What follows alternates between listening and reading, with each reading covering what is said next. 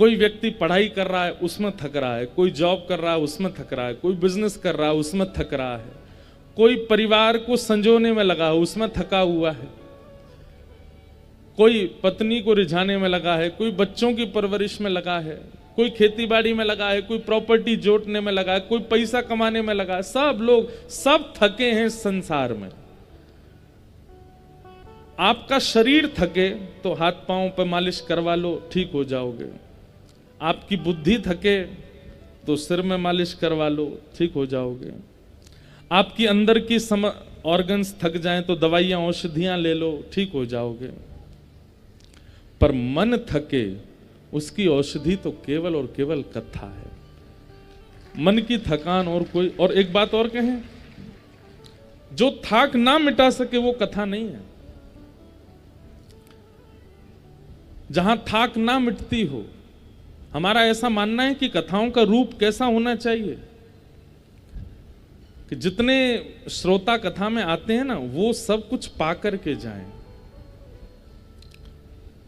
उन सबको उनके समाधान और संशयों का यहां पर, और अगर संशय समाधान भी उनके क्लियर ना हो रहे हो, कम से कम ठाकुर जी के एक पग और समीप होकर के जाएं, उसके बिना कोई ना जाए। ये कथा का रूप और उसी फिर तरीके से कथा का वाचन होना चाहिए।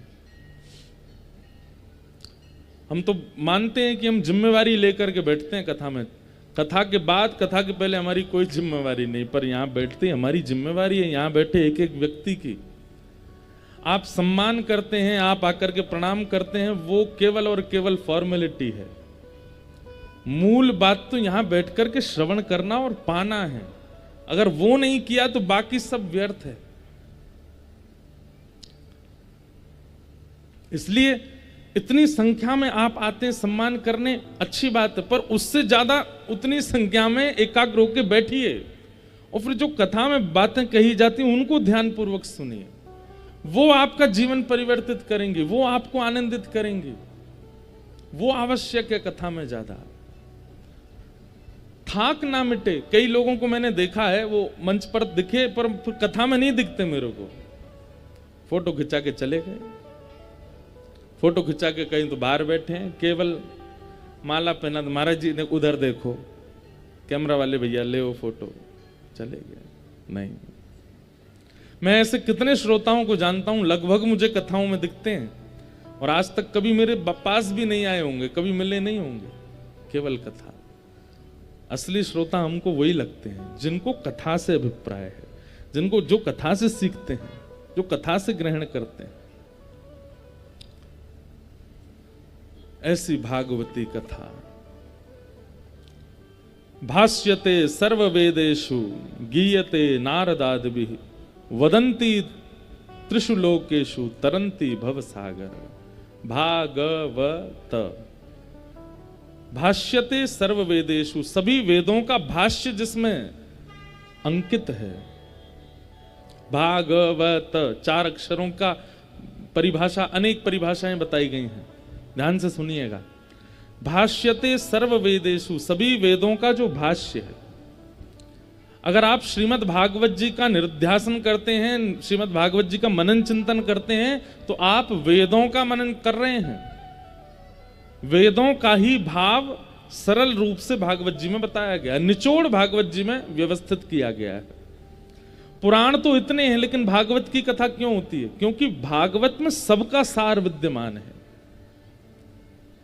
जैसे अगर आपने मक्खन खाया ना, तो मक्खन में दूध तत्व भी होता है, घी तत्व भी होता है, छाछ तत्व भी होता है, दही तत्व भी होता है। एक हाथ में दूध है, दूसरे हाथ में मक्खन है, कह दिया जाए एक छोड़ो, तो आप दूध छोड़ दोगे, सार है।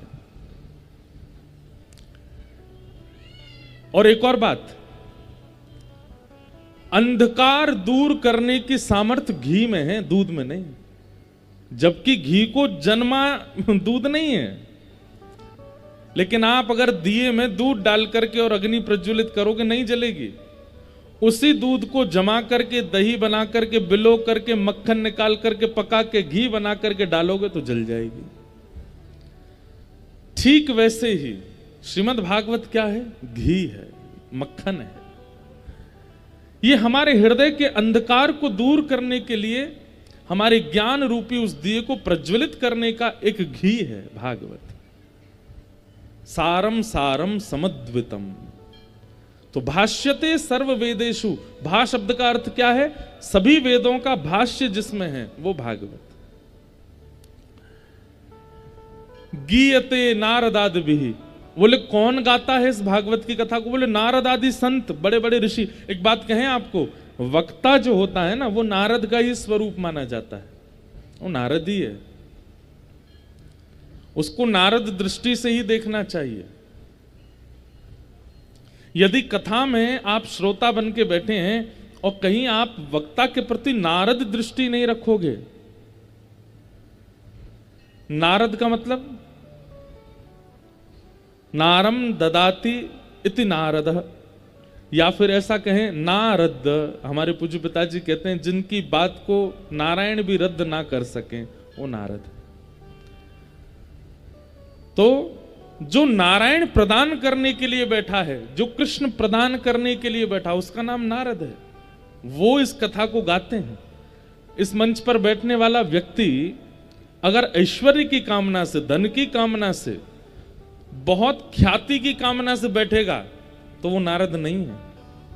वो नारद तभी माना जाएगा जब सामने बैठे एक एक व्यक्ति को श्री कृष्ण प्राप्त हो, इस भावना से कथा कहेगा, तभी वो नारद है।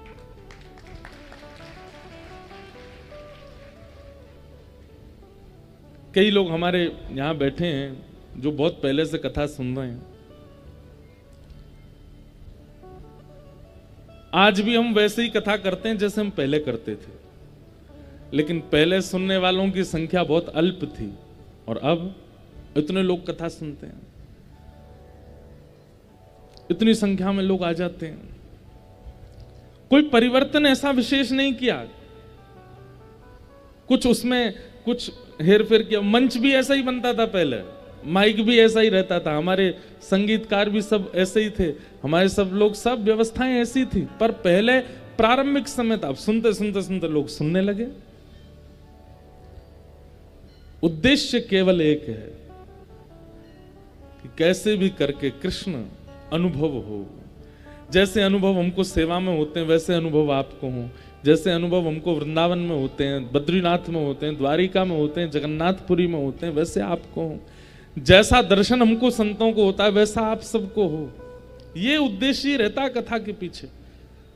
दक्षिणा की बात मत करिएगा, हम अगर बताने आ जाएं कितनी कथाओं की, तो आज तक हम ही पेमेंट करते आ रहे हैं। यजमानी भाग गए थे कथा करा के।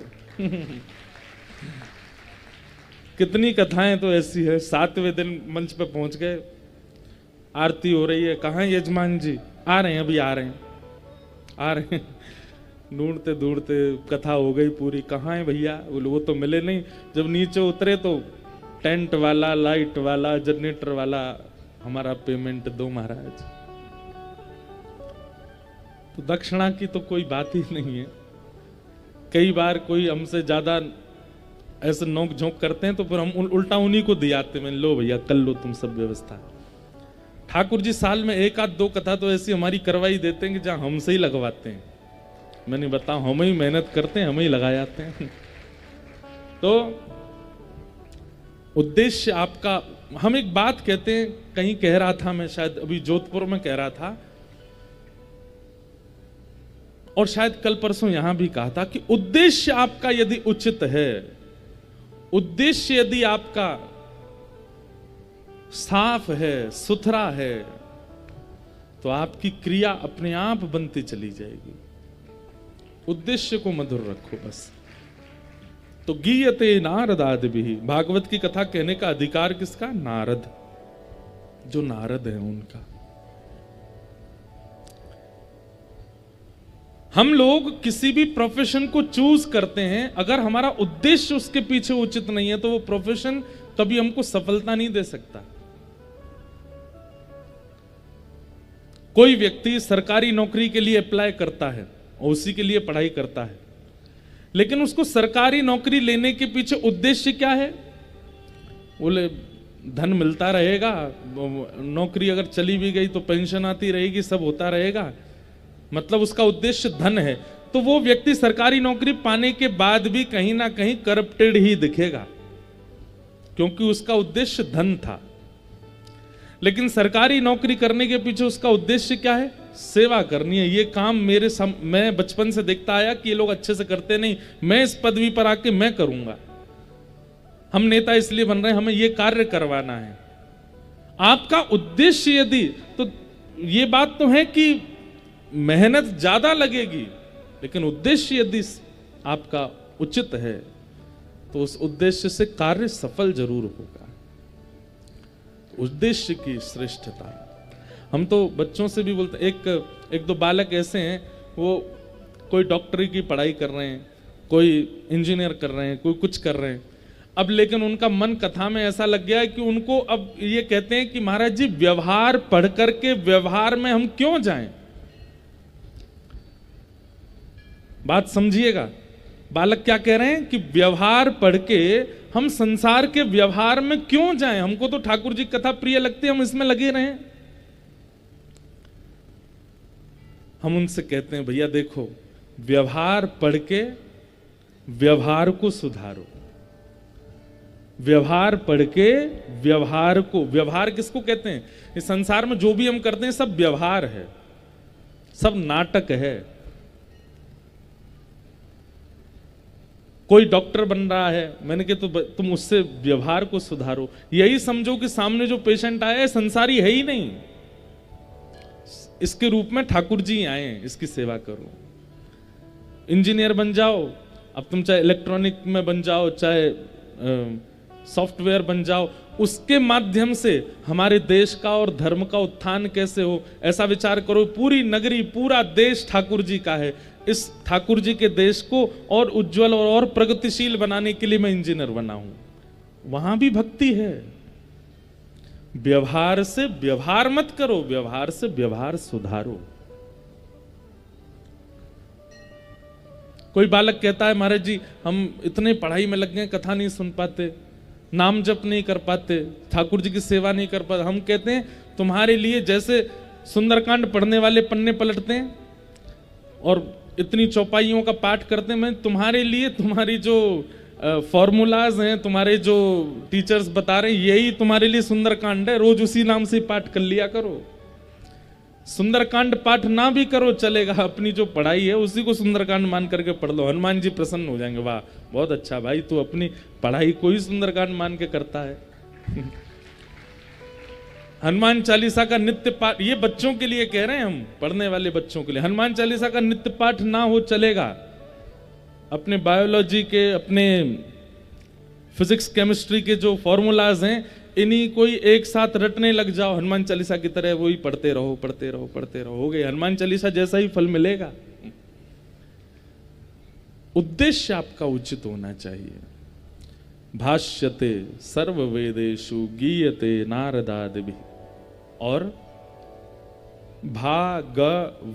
व से वदन्ति त्रिषु लोकेषु। भागवत की कथा होती केवल पृथ्वी पर है, पर भागवत की चर्चा तीनों लोकों में होती है। हम लोग जबलपुर के इस पवई धाम हनुमान जी के चरणों में बैठ के कथा सुन रहे हैं, पर इसकी चर्चा वैकुंठ में भी हो रही होगी। ये बात आप सत्य मानिएगा, यहां की चर्चा वैकुंठ में भी हो रही होगी। ठाकुर जी पूछते हैं रोज चित्रकेतु से, आज बताओ कहां कहां कथाएं चल रही हैं। अच्छा, कथाओं में भी ठाकुर जी यूं पूछते होंगे, व्यथा और कथा दोनों बताओ। कई जगह कथा के नाम पर व्यथा भी चलती रहती हैं। ठाकुर जी फिर चित्रकेतु कहते होंगे, एक पवई धाम है महाराज जी, हनुमान जी का मंदिर है, उसके प्रांगण में कथा चल रही है, इतने सारे श्रोता आते हैं। इतने श्रोता केवल देखने आते हैं क्या हो रहा है, इतने श्रोता सोने आते हैं। सोने तो वैसे सोता हमको कोई दिखा नहीं अभी तक, हम बोल रहे हैं बस ऐसे। इतने श्रोता सुनने आते हैं, इतने श्रोता जीवन में परिवर्तित करने, सब कुछ ठाकुर जी को पता होता है। और फिर उस कथा में कुछ अद्भुत होता है ना, कुछ आनंददायी होता है, तो ठाकुर जी को विशेष रूप से बताया जाता है। वहां कथा में ये विशेष हो रहा था। अभी जैसे हमारी यहां से जाते ही 7 तारीख को यहां पूरी करेंगे, 8 से हमारी नासिक में कथा है। तो नासिक में श्री दत्त धाम वहां पहले 1 महीना की कथा कर चुके हैं हम, 1 महीना 30 दिन तक, पिछले साल ही की थी। वहां कथा का नियम क्या है? व्यास जी सिले हुए वस्त्र नहीं पहनेंगे। अब पहले तो हमारे लिए थे, लेकिन इस बार हमको बड़ी प्रसन्नता है, जितने नियम व्यास के सब श्रोताओं के भी बना दिए। वहां पे श्रोता भी सिले हुए वस्त्र पहन के नहीं आ सकते कथा में, धोती और ऊपर उपरना, और माताएं बहनें केवल साड़ी, और वो भी मराठी साड़ी पहन के आना है। जो भी कथा में आएंगे उनको पहले बाहर गोदावरी जी हैं उसमें स्नान करना पड़ेगा।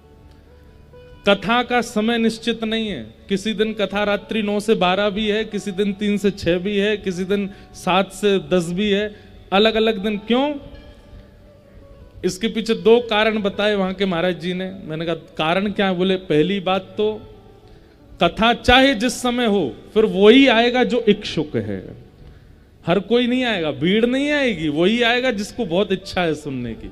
और दूसरी बात, फिर वहां क्रमबद्ध कथा ना होकर उत्सवात्मक कथा है। आज जैसे नंदोत्सव है, कल श्री किशोरी जी का जन्मोत्सव है, परसों अष्ट सखियों की लीला है, उसके अगले दिन अष्ट सखाओं की लीला है। तो वहां ऐसे लीलात्मक कथा है, तो इसलिए समय परिवर्तित है रोज। व्यास जी कथा के अलावा पूरे दिन मौन रहेंगे, किसी का स्पर्श नहीं करेंगे। ऋग्वेदी, यजुर्वेदी, सामवेदी, अथर्ववेदी ब्राह्मणों के हाथ का प्रसाद ही पाएंगे व्यास जी।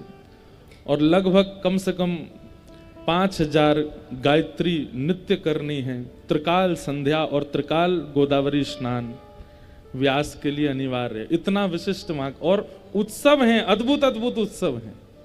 पूरे पंडाल में फर्श पे कारपेट नहीं है, केवल गोबर की चुनाई हो रही है, गोबर का चौका लगा है। पंडाल में जो ऐसे वस्त्र लगता है उसमें भी ऊपर तो त्रिपाल है, पर नीचे पूरा जूट का कार्य है, और जूट पे ही कुछ कुछ कढ़ाइयां हो रही। मतलब एक एक चीज इतनी व्यवस्थित है, और जितनी भी सामग्री पंडाल में है करके लगेंगे, तब कथा होगी।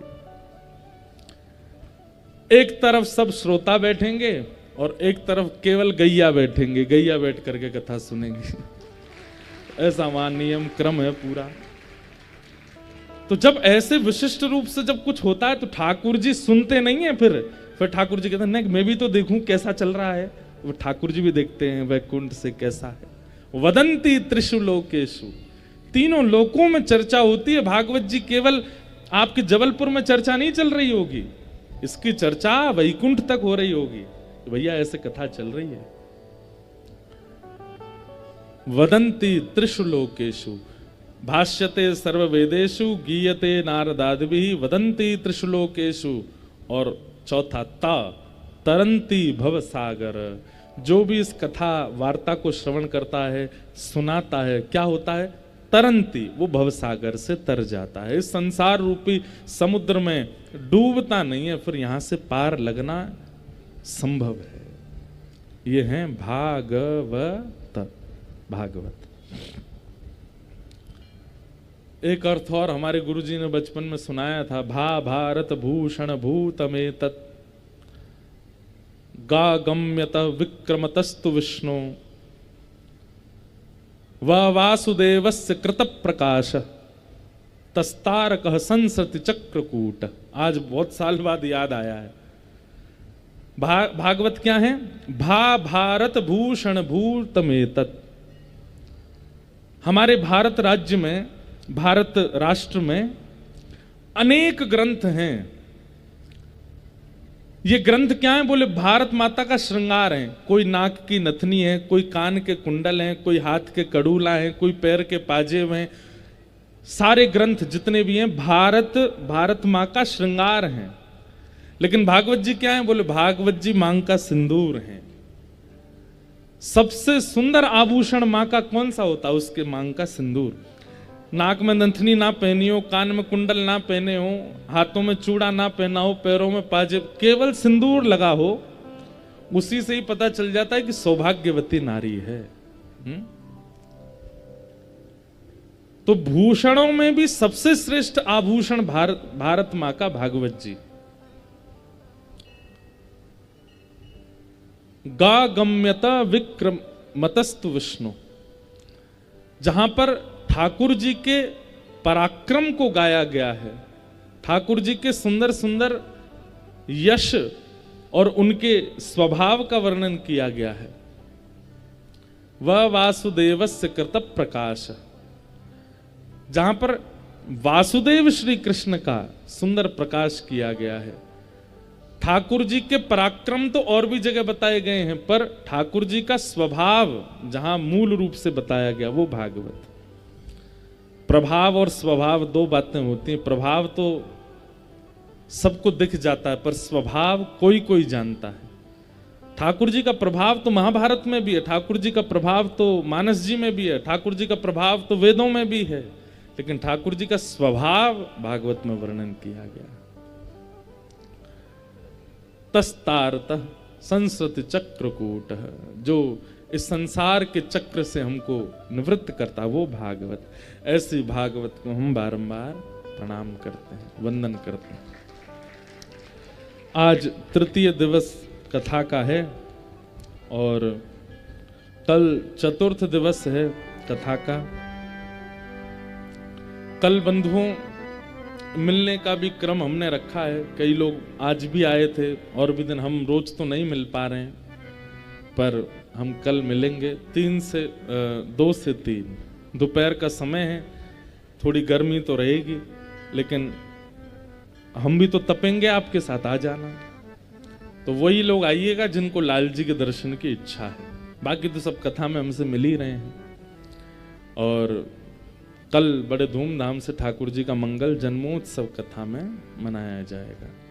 सब लोग पीले वस्त्र पहन के आना, पीला पीला चंदन लगा के आना। और कल गंगा सप्तमी भी है, कल ही है। कल आपके जबलपुर में गंगा जी भी आएंगी दर्शन करने के लिए, माँ नर्मदा जी का। तो कल नर्मदा स्नान करके ही आना सब लोग।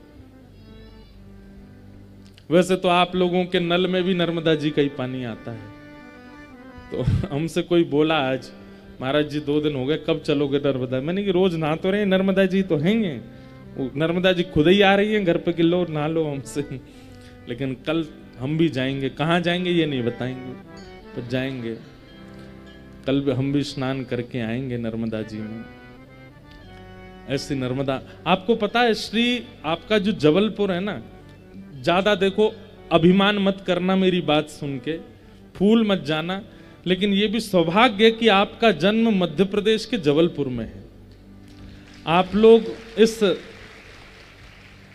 रेवा खंड तो है ही अद्भुत, नर्मदा जी का तट तो कहीं भी आप जन्मे वो अद्भुत ही है, पर ये जबलपुर क्षेत्र जो है ना, इसकी महिमा हमारे ब्रज में भी है। पहले सुन तो लो, फिर ताली बजाना।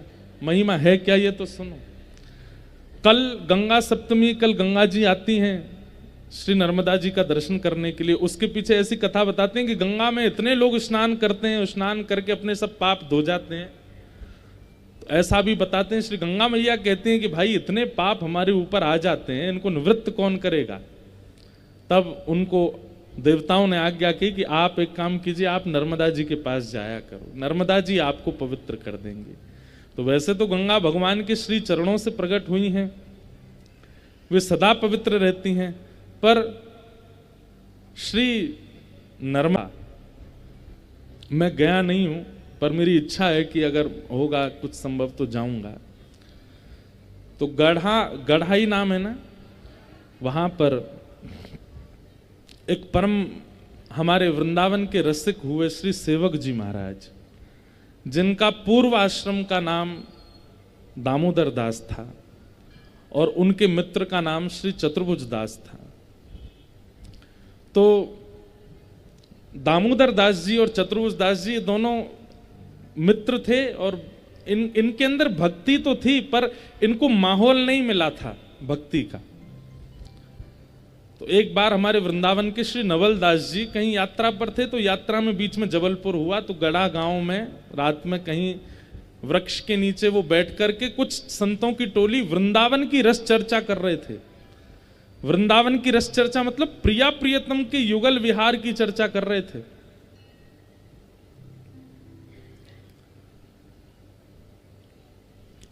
संतों को बैठा देख, सत्संग करते देख, ये दामोदर दास जी और इनके मित्र चतुर्भुज दास, ये दोनों भी जाकर के बैठ गए। जैसे ही इन्होंने वहां कथा में प्रिया प्रियतम के युगल विहार का चिंतन सुना, तो मानो जैसे अनेक दिन के प्यासे को जल मिल गया हो।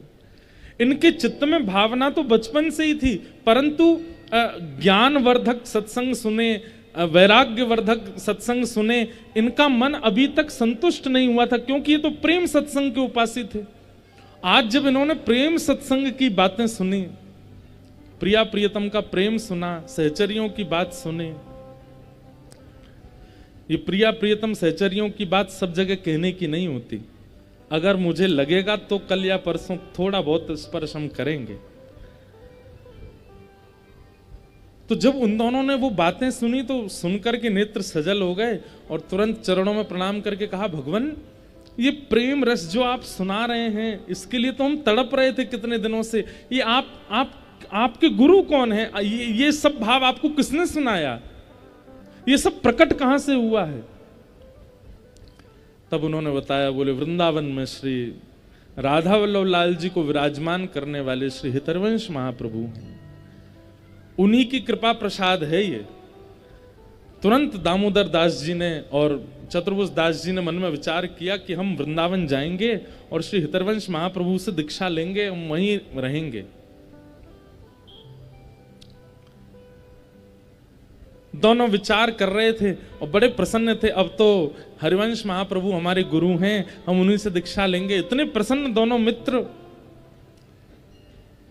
लेकिन आप दोनों जैसे ही वृंदावन जाने के लिए तैयार हुए, तभी कुछ संतों की टोली वृंदावन से आ रही थी और आपने उनके चरणों में निवेदन करके कहा, हम लोग वृंदावन जा रहे हैं, कृपा कर हमें वहां का थोड़ा रूपरेखा बता दें और ये बता दें हरिवंश महाप्रभु कहाँ मिलेंगे। तब उनमें से एक ने बताया, बोले भैया वृंदावन की रूपरेखा तो हम बता देंगे, लेकिन हरिवंश महाप्रभु उनका तो आपको दर्शन नहीं हो पाएगा। तो आपने कहा क्यों? बोले वो तो भगवत धाम चले गए, अभी 2 दिन पहले ही लीला में प्रवेश कर गए।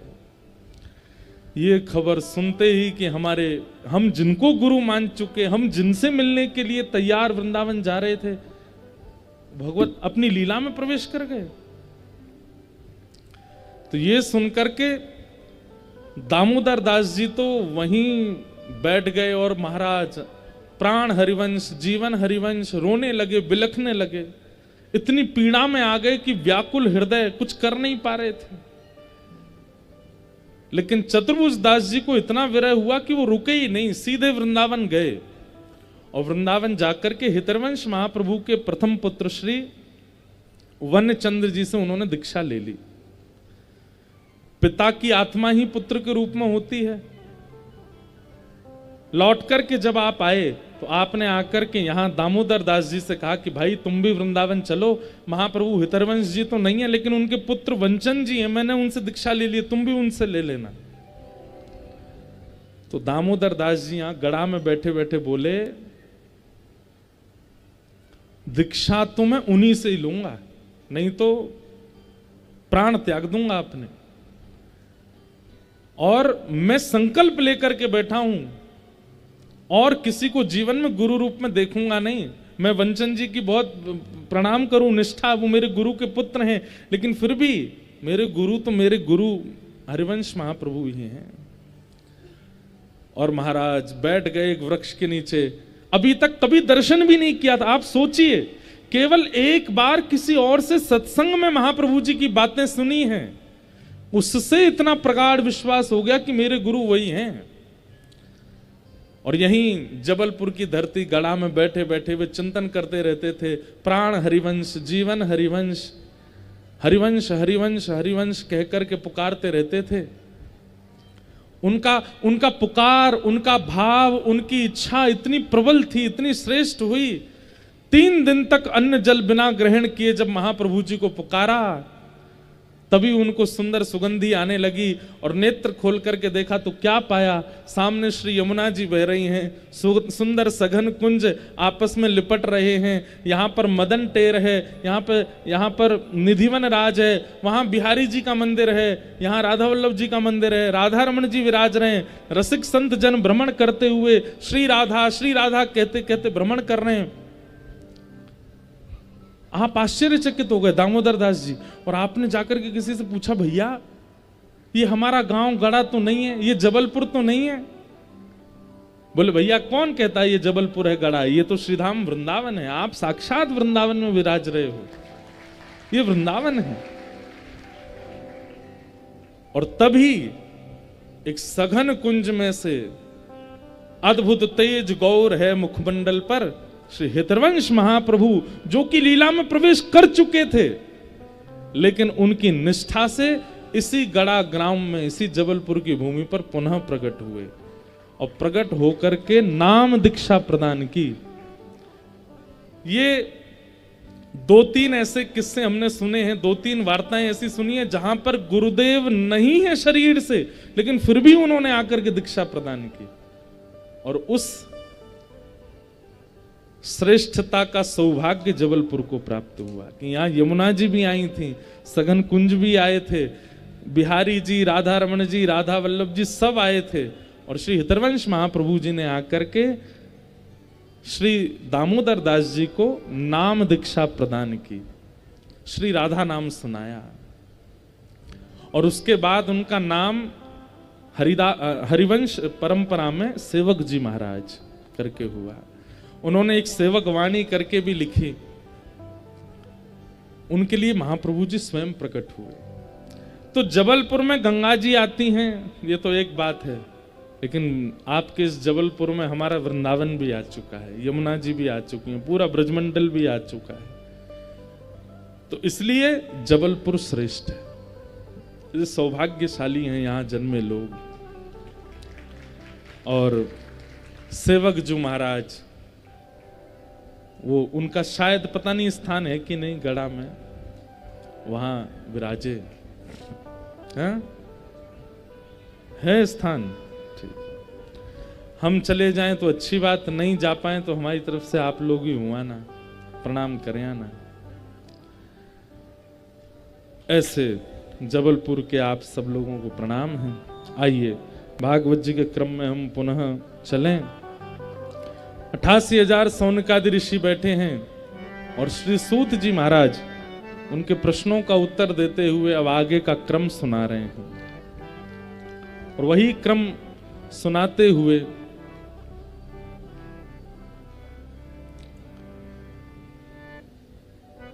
कौन गा रहे हैं? अच्छा, कौन से हैं? यही कोई गा रहा है क्या? तो बाहर से आ रही है आवाज? अच्छा अच्छा, ठीक, तो वो तो कोई दिक्कत नहीं। कि धर्म स्वनिष्ठितः पुंसाम विश्वक्सेन कथा सूय नोत्पादे दधिरतिम श्रम एव हि केवलम। इतनी पते की बात है, इतनी ऊंची बात है, कोई कार्य करता हूं तो वो जाकर के बाहर जहां से भी ये स्वर आ रहा है उनको बोल दें। इतने सारे कार्यकर्ता मत उठो, एक ही उठो, और जहां से भी स्वर आ रहा है उनको बोल दो थोड़ा या तो आवाज कम कर लें। और कथा के बीच में अभी ऐसे नहीं काम है। धर्मस्वनिष्ठितः पुंसाम विश्वक्सेन कथासु यह नोत्पादये दधिरतिम श्रम एव हि केवलम। बहुत सुंदर अर्थ करते हैं हमारे ब्रज के आचार्य गण इस भाव का कि आपने कितने भी अनुष्ठान किए, आपने कितने भी यज्ञ किए, आपने कितने भी व्रत किए, लेकिन वो सब ठाकुर जी ने स्वीकार किए, इसका क्या प्रमाण है? आपके द्वारा किए गए व्रत, यज्ञ, हवन, होम, अभिषेक आदि जो भी नियम हैं वो सब ठाकुर जी ने स्वीकार किए, इसका केवल एक प्रमाण है, क्या? विश्वक्सेन कथा सुयः। ठाकुर जी की कथा में रति होना। मान लीजिए आप कथा में आकर के बैठते हैं और कथा में बैठ करके आपकी बड़ी रुचि बनती है, बहुत आनंद आता है, बहुत सुख मिलता है और मन होता है बस ये चलता रहे, ये प्रवाह रुके ना, इस प्रवाह में कोई विघ्न ना आवे। तो यही मानना चाहिए कि आपके द्वारा किए गए व्रत, अनुष्ठान, नियम, परिक्रमा आदि ये सब स्वीकार हुए हैं। यदि कथा में रुचि नहीं बनती है, मतलब कई लोग ऐसे होते हैं उनको केवल मूर्ति पूजा अच्छी लगती है, मूर्ति पूजा कर लेंगे, मंदिर में परिक्रमा लगा देंगे, व्रत कर लेंगे, अनुष्ठान कर लेंगे, नियम कर लेंगे, परिक्रमा कर लेंगे, जबलपुर से और महाराज पैदल नर्मदा यात्रा पूरी परिक्रमा करके आ जाएंगे। लेकिन उनसे कहो कथा सुनो, कथा में हमको नींद आती है, कथा में हमारा जो है मन नहीं लगता, कथा में हमको आलस आता है।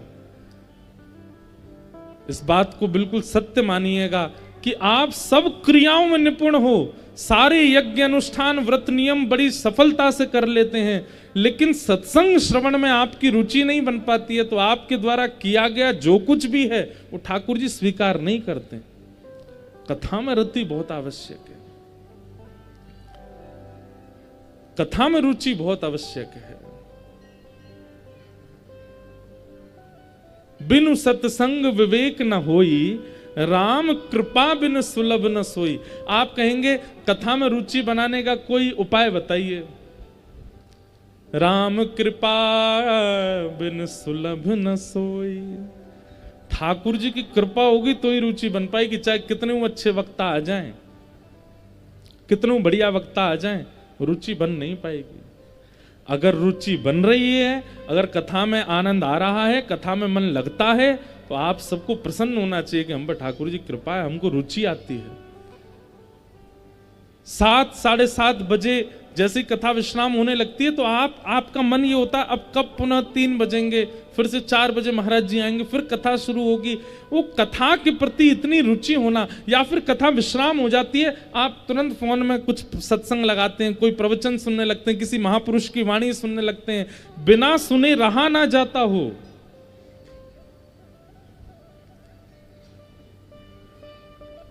सत्संग में ऐसी रुचि हो तो समझ जाना आपके द्वारा किए गए नियम, क्रम, अनुष्ठान, व्रत वो सब स्वीकार है।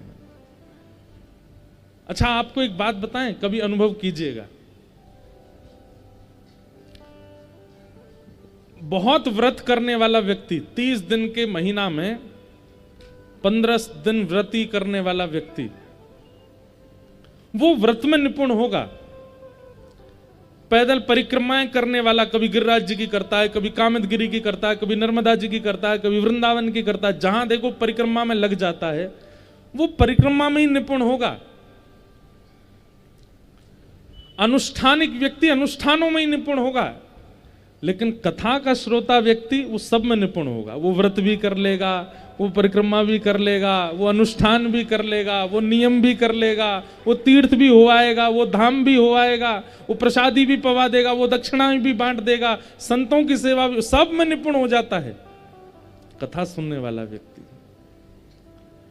इसलिए कथा में रुचि होना बहुत आवश्यक है। सूत जी महाराज कह रहे हैं, हे सोनकादि ऋषियों, आप सब यज्ञ कर रहे थे, लेकिन आपकी जो रुचि कथा के प्रति मैं देख रहा हूं ना, इससे मैं ये बात कहना चाहता हूं कि आपके द्वारा किया गया यज्ञ, नियम, व्रत, अनुष्ठान सब ठाकुर जी ने स्वीकार कर लिया है, क्योंकि आपकी कथा में रुचि बन रही है। धर्मस्य यापवर्गस्य नार्थोऽर्थायोपकल्पते, नार्थस्य धर्मैकान्तस्य कामो लाभाय स्मृत। बहुत अच्छा भाव है इसका। धर्मस्य याप वर्गस्य, हमारा धर्म जो है वो अपवर्ग है, पवर्ग नहीं है। कभी कभी कथा में मैं बताया करता हूं, हिंदी वर्णमाला के शब्द होते हैं चवर्ग, तवर्ग, टवर्ग, कवर्ग, पवर्ग। पवर्ग शब्द कौन से होते हैं? प, फ, ब, भ, म। प, फ, ब, भ, म, ये पवर्ग शब्द हैं। क, ख, ग, घ, ये कवर्ग शब्द हैं। च छ ज झ ञ ये चवर्ग शब्द हैं। टा ठा डा ढा ण ये टवर्ग शब्द हैं। ता था दा धा न ये तवर्ग शब्द हैं। ऐसी प फ ब भ म पवर्ग। तो हमारा धर्म क्या है? अपवर्गस्य, पवर्ग नहीं है। सब लोग सावधानी से सुनना। प फ ब भ म पाप, प से, फ से फल, ब से बंधन, भ से भय और म से मृत्यु। इन पंच स्थितियों में किया गया धर्म श्रेष्ठ नहीं माना जाता। जैसे सबसे पहला शब्द है प। प यानी कि पाप हो जाने के बाद, हमसे कोई पाप बन गया, हमसे कोई पाप हो गया, अब पाप हो जाने के बाद हम लोग धर्म करने, इधर देखो यहां देखो, वो बरस नहीं रहे हैं, वो पहले का ही नीचे आ रहा है। नर्मदा जी आ रही हैं, सुनते रहो। वाह भैया, ले 2-4 तो नवा दिए उनने। बहुत सावधानी से सुनो। पा से पाप। तो पाप हो जाने के बाद कई लोगों को ग्लानि होती है कि हमने पाप कर दिया, हमने मांसाहार बहुत किया, या हमने मदिरा पान किया, या हमने परस्त्री संग किया, पर पुरुष संग किया, इनका साथ अनित किया, इनके साथ बुरा किया। और उस ग्लानि में लोग क्या करते हैं? फिर धर्म करने लग जाते हैं।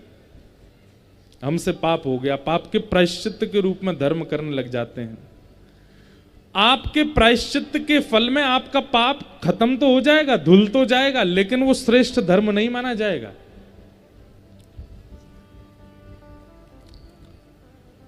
पाप के बाद किया गया धर्म।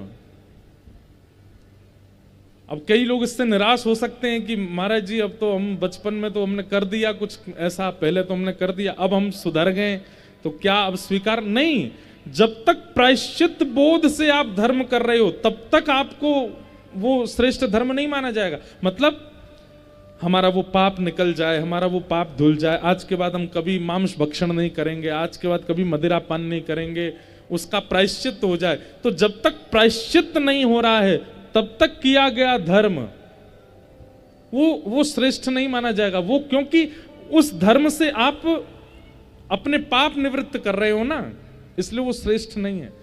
जब प्रायश्चित पूरा हो जाएगा उसके बाद जब आप पुनः ना करूंगा जो मैंने पहले किया, ये संकल्प लेकर के धर्म करोगे, तब वो कल्याणकारी होगा। पाप, फल, पा फा, दूसरा शब्द फा है, फ से बना फल। तो फल की कामना से किया गया धर्म। सुख संपत्ति घर आवे, कष्ट मिटे तन का, ओम जय जगदीश हरे। हमारे घर में सुख आ जाए, संपत्ति आ जाए, हमारे घर में ये आ जाए, हमारे घर में वो आ जाए, हमारा ऐसा काम चल जाए, हमारे ऐसे वो बन जाए। हमारे पास लोग आते हैं तो अब तो कथाएं सुन सुन करके सब समझ गए कि स्वभाव व्यवहार कैसा है। पहले जब नहीं जानते थे तो ऐसा कुछ मंत्र बताइए हमारा ये काम हो जाए, ऐसा कोई मंत्र बता दीजिए हमारी ये चीज हो जाए, ऐसा कोई उपाय बता दीजिए इससे ये हो जाए। उपाय अगर बताने लग जाए ना, मंत्र बताने लग जाए तो इतनी भीड़ हो जाएगी कि संभाले नहीं संभलेगी। क्यों? बोले हमारे पाप, हमारे कष्ट दूर करवाएंगे हमारे सबरे। लेकिन भागवत जी कहती हैं हमारा धर्म अपवर्ग है। फल की कामना से किया गया धर्म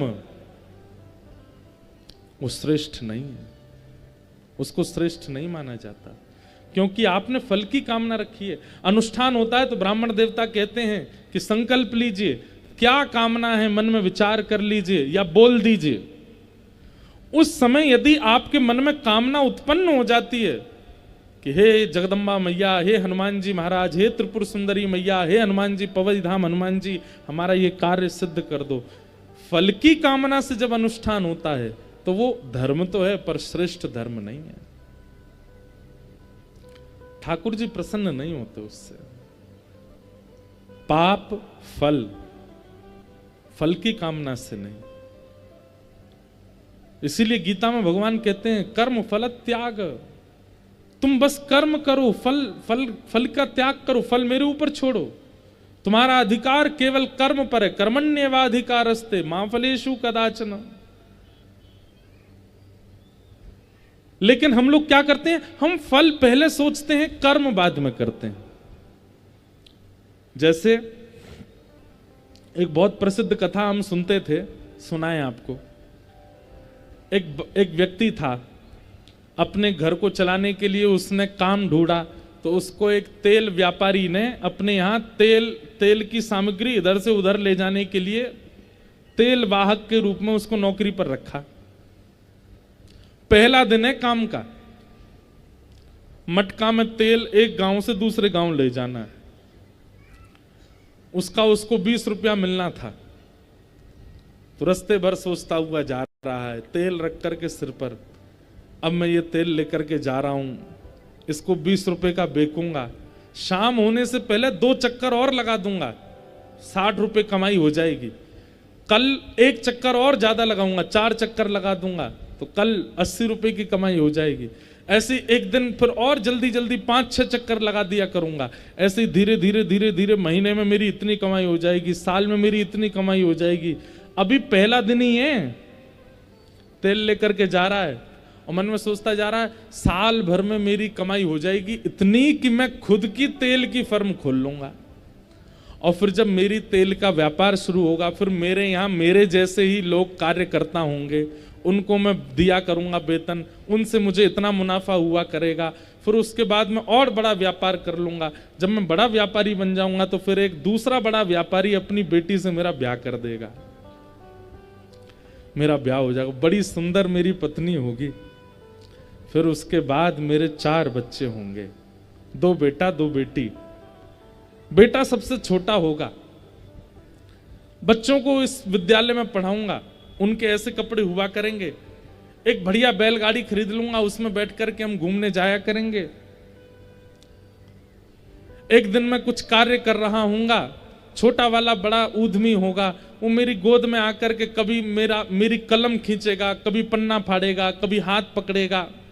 मुझे बड़ा गुस्सा आया करेगा उस पर, और मैं उस बालक को ले जा करके उसकी मां की गोद में जाकर के पटक दूंगा। और जैसे पटक दूंगा, इतना आवेश में आया कि जो एक घड़ा लेके जा रहा था वही फेंक दिया। जैसे ही वो घड़ा फेंका, उसकी आंख खुली, जितने सपने थे सब मिल गए धूल में। ऐसे ही हम लोग हैं, कर्म बाद में करते हैं, फल पहले सोच लेते हैं कि ये प्राप्त होगा। फल का विचार मत कीजिए, आप बस कीजिए, उद्देश्य अपना उचित रखिए बस।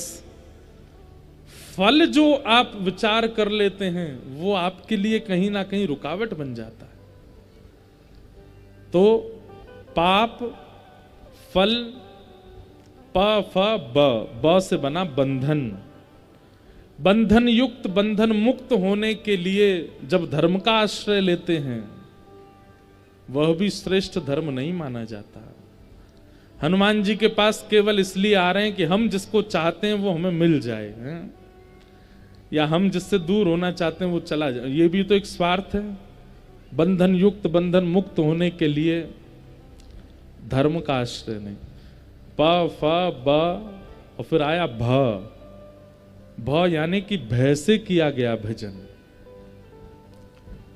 भयभीत होकर के किया गया भजन, भयभीत होकर के किया गया अनुष्ठान, वह भी उचित नहीं माना जाता।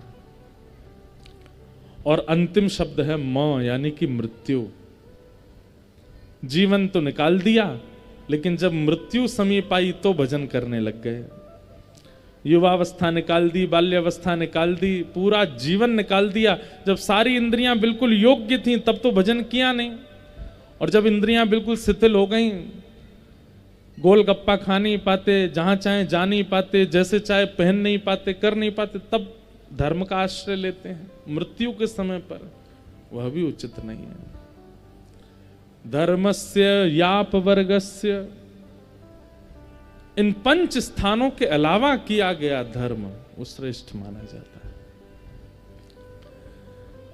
हे सौनकादि ऋषियों, आप सबके चित्त के जो प्रश्न हैं, आप सबका जो भाव है, वो अपवर्ग धर्म को भजने वाला है। आप लोगों ने कोई पाप नहीं किया, आप लोगों को फल की कामना नहीं है, आप लोगों को कोई भय नहीं है, आप लोगों की मृत्यु समीप नहीं है, लेकिन फिर भी कलिकाल के जीवों के कल्याण के लिए आप लोग मेरे सामने बैठे हैं, मुझसे प्रश्न कर रहे हैं, इसलिए आप मूल धर्म का पालन कर रहे हैं, ये उचित है। इस प्रकार श्री सूत जी महाराज अनेक भावों बताते हैं, भगवान के अनेक अवतारों का वर्णन करते हैं। अवतारों का वर्णन करने के पश्चात श्रीमद् भागवत की रचना का क्रम सुनाते हैं। श्रीमद् भागवत की रचना का क्रम सुनाते हैं कि इदं भागवतम नाम पुराणम ब्रह्म संहितम उत्तम श्लोक चरितम चकार भगवान ऋषि। भागवत की रचना कैसे हुई? इदम भागवतम नाम, इनका नाम भागवत है।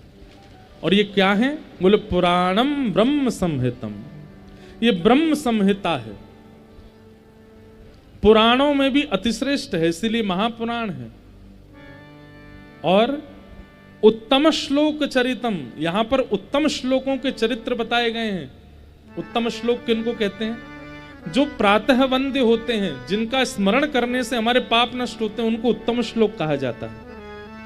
एक बात याद करिएगा, भागवत में जितने चरित्र सुनाए जाते हैं, उन भक्तों का केवल आप नाम मात्र बोल देते हो ना, ध्रुव जी, प्रहलाद जी, अम्बरीश जी, रहुगण राजा, भरत जी आदि आदि, जो भी भागवत में नाम अंकित हैं, उन भक्तों का केवल आप स्मरण मात्र कर लेते हैं तो उनसे पाप नष्ट हो जाते हैं, इसलिए उनको उत्तम श्लोक कहा जाता है। ऐसे उत्तम श्लोकों का चरित्र जहां पर कहा गया है, और भगवान ऋषि चकार, जहां पर भगवान ऋषि वेदव्यास जी ने जिसका निर्माण किया है, ऐसी भागवत को हम प्रणाम करते हैं। प्रश्न हुआ कि महाराज, जब वेदों का निर्माण हो गया था तो फिर भागवत जी की रचना की आवश्यकता क्यों पड़ी? तब कथा सुनाते हैं कि वेदव्यास जी महाराज ने पहले एकमेकम चतुर्विधम, पहले वेदः प्रणव एवाग्रे, एक ही वेद था प्रणव, प्रणव यानी कि ओमकार। एक वेद को 4 वेदों में परिवर्तित किया, ऋग्वेद, यजुर्वेद, सामवेद, अथर्ववेद। लेकिन तब भी वेदव्यास जी महाराज को लगा कि शायद इससे मानव कल्याण नहीं हो पाएगा, तो उन्होंने इतिहास के रूप में महापुराण का निर्माण किया, इतिहास के रूप में महाभारत का निर्माण किया। 17 महापुराण, 18 उपपुराण लिखे, लेकिन तब भी मन एकाग्र नहीं हुआ। एकाग्र नहीं मतलब संतुष्टि नहीं हो रही है अपनी क्रिया से। जैसे मां घर में भोजन बनाती है तो सबसे पहले किसको चखाती है? अगर पति है तो पति को चखाती है, और बेटा होगा ना तो बेटा या बेटी को बोले, ए धरा ये चख के बता कैसा बना। मां भोजन तभी चखाती है जब उसने बहुत अच्छे से बनाया हो, लेकिन जब उसने ऐसे ही बना दिया होता है ना तो सीधे थाली में परोस के दे देती है। ये मां का स्वभाव होता है, वो चखाएगी तभी जब बहुत अच्छा बनाती है, और जब ऐसे ही बेमन से बनाया है ना, कहीं और मन है, तब पूछती नहीं है, वो सीधा थाली लगा के सामने धर देती है। और उस समय यदि बालक खाते हुए कहता, माँ आज तो बहुत अच्छा बना, बोले झूठ मत बोल, मुझे पता अच्छे से, मैंने आज बनाया ही नहीं, मैं तो ऐसी नमक हल्दी डाल के बना दिया है। झूठ क्यों बोलता है? मतलब निर्माणकर्ता को पता होता है कि मैंने जो किया है वो कैसा है।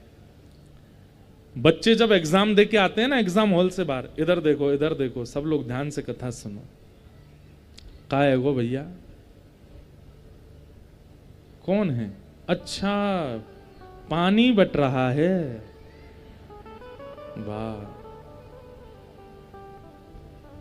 बहुत अच्छे हो महाराज आप तो व्यास जी बेचारे प्यासे बैठे हैं, श्रोता पानी भी पी रहे हैं। हमने सोचा मैंने क्या हो गया पता नहीं, कोई नहीं, अच्छा आप लोग प्यास बुझाओ अपने। क्या बता रहा था मैं, हाँ, एग्जाम हॉल जब बच्चे बाहर आते हैं ना एग्जाम देके, तब उनसे पूछा कीजिए कैसा, जिस बच्चे ने बहुत अच्छा किया होगा ना, वो इतने कॉन्फिडेंस के साथ बोलता है मैंने किया है और मैं हासिल करूंगा, वो कर भी लेता है। और जिनका अच्छे से नहीं हुआ होता, उनका कैसा था, बढ़िया था, सब ठीक है, हाँ, हो गया, कर दिया। संतुष्टि के शब्द अलग होते हैं। संतुष्ट व्यक्ति जब होता है ना, तो उसकी शब्दावली अलग होती है, उसकी मुख की तेज अलग होता है, उसके नेत्रों की चमक अलग होती है, उसकी वाणी का जो स्वर है वो भी अद्भुत होता है। संतुष्टि अलग होती है। और केवल क्रिया कर दी गई है, संतुष्ट नहीं है, उसकी भाषा, उसका स्वर, उसका शब्द अलग होता है। वेदव्यास जी महाराज ने इतना सब कुछ लिख दिया, लेकिन मन में संतोष नहीं था। मतलब अपनी रचना से वो स्वयं प्रसन्न नहीं हो पा रहे थे। अब ये भी कह दूं कि प्रसन्न थे पर संतुष्ट नहीं थे। लगता था कहीं कुछ छूटा है, कहीं कुछ रह गया है।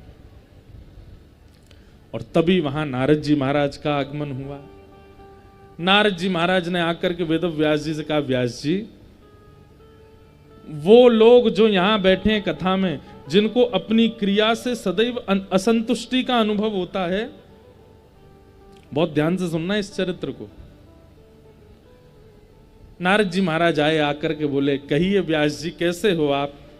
मुखमंडल पर आपके थोड़ा ऐसा लग रहा है कि कहीं ना कहीं असंतोष है। व्यास जी महाराज बोले, नारद जी, मैंने इतने ग्रंथ लिख दिए, मैंने अपने जीवन की सारी पूंजी, सारा ज्ञान शब्दों में पिरो दिया मानव कल्याण के लिए, पर पता नहीं क्यों मुझे संतुष्टि का अनुभव नहीं होता।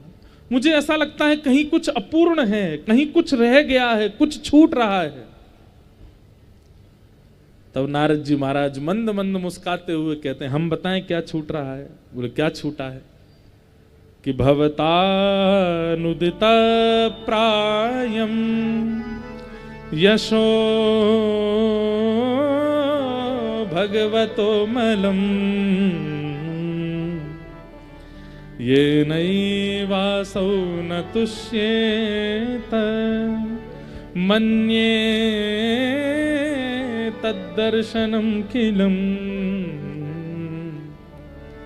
ये जो राग है ना, ये भगवान का सबसे प्रिय राग है, राग केदार, जिसमें अभी हमने गाया। हमको संगीत आता नहीं है, पर ये सब गुरुजन है हमारे, ये लोग बताते रहते हैं, इसलिए पता है। तो अभी गाया इसलिए मैं आपको बता रहा हूं। आप नर्मदा जी के तट पर रहते हैं, जिनको थोड़ा बहुत भी स्वर का ज्ञान हो ना, संगीत नहीं आता लेकिन स्वर है। जैसे हमको संगीत नहीं आता पर स्वर है। कभी कभी नर्मदा जी के तट पर जाकर के शाम को एकांत में कुछ सुनाया कीजिए, कुछ गाया कीजिए। और अगर कृष्ण भक्ति चित्त में हो तो राग केदार गाया करो। स्वयं नरसिंह मेहता को ठाकुर जी कहते हैं कि जब भी मेरे दर्शन की इच्छा हो ना, राग केदारा गाना। मैं दुनिया के किसी कोने में होऊंगा, एक क्षण के लिए तुम्हारे सामने आ जाऊंगा। मुझे इतना प्रिय है राग केदार।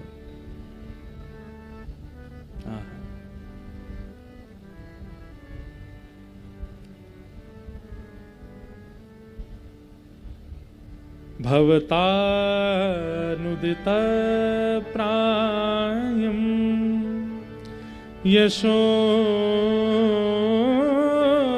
भगवतो मलम ये नैवासौ न तुष्येत मन्येत दर्शनम खिलम। नारद जी कहते हैं, व्यास जी, आपने जितनी भी रचनाएं की हैं, उन सब रचनाओं में आपने ठाकुर जी का पराक्रम बताया, ठाकुर जी का पौरुष बताया, ठाकुर जी की श्रेष्ठताओं का वर्णन किया है, ठाकुर जी का प्रभाव दिखाया है। लेकिन वही सुदर्शन चक्रधारी वंशी धारण करते हैं, जिनकी भ्रगुटी टेढ़ी होने पर भूचाल आ जाता है, वो छचिया भरी छाछ पे नाच नचायो, जिनके एक पैर उठाने से तीनों लोक नप जाते हैं, वो यशोदा की दहली नहीं लांग पा रहे हैं। ये सब उनका प्रेम स्वरूप, उनका स्वभाव आपने कहीं नहीं लिखा है। उस परमात्मा का केवल आपने प्रभाव वर्णन किया है, उनका पौरुष वर्णन किया है, उनका ऐश्वर्य वर्णन किया है, उनके प्रेम भाव का आपने वर्णन नहीं किया, इसलिए आपका मन अशांत है।